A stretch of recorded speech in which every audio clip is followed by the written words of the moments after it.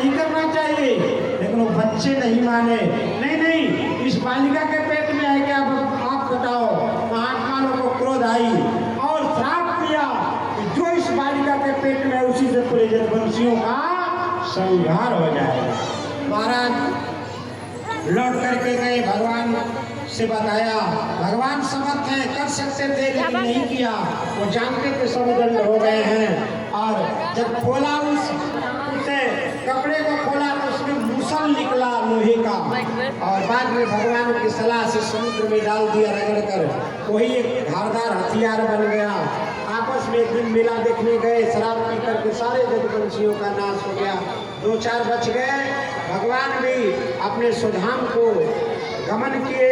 उद्धव जी महाराज ने भगवान की प्रार्थना करके बद्रिका आश्रम गए और श्री सुखदेव भगवान जो है यह कथा परीक्षित जी को सुना रहे थे, और कथा सुना करके सुखदेव भगवान को विदाई किया। सुखदेव भगवान तो मुक्त हो गए थे, केवल उस सर्प को आना सा तक्षक को स्पर्श करना मात्र रह गया था, तो शरीर रह गया था, बाकी तो स्वयं भगवान के धाम को पधार गए थे। इस प्रकार से भगवान ने कथा सुनाई और कथा को सार्थक करते हुए श्री परीक्षित जी चले गए। और पुनः जो है श्री सूत जी महाराज जो है सौनकादि को संक्षिप्त भागवत का परिचय दिया। प्रथम स्कंद में भक्ति योग का निरूपण किया, दूसरे स्कंद में ब्रह्मा नारद जी का संवाद, तीसरे स्कंद में विदुर जी उद्धव जी का संवाद, चतुर्थ स्कंद में दक्ष का यज्ञ विधान, धूल चरित्र, प्रहलाद चरित्र, नारद संवाद, प्रियव्रत उत्तानपाद, षष्टम में प्रचेतागण, अष्टम स्कंद, सप्तम स्कंद में हिरण्यकश्यप और प्रहलाद का चरित्र, अष्टम स्कंद में गजेंद्र मोक्ष समुद्र मंथन, नवम स्कंद में राजवंशों का, सूर्य वंशों का, भारत आदि का वर्णन किया।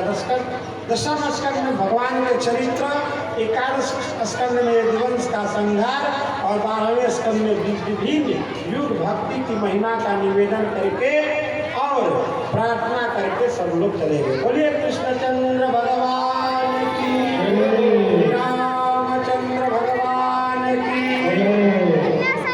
श्री रामचंद्र भगवान की। अब सभी लोग मिल करके हम श्री सुखदेव भगवान की प्रार्थना करते हैं, जिन्होंने इस कथा को सुना करके हम संसार के सभी प्राणियों को कृतार्थ करते किया। ऐसे परम वीतरागी संस्कृत महाराज की वंदना हम लोग करते हैं।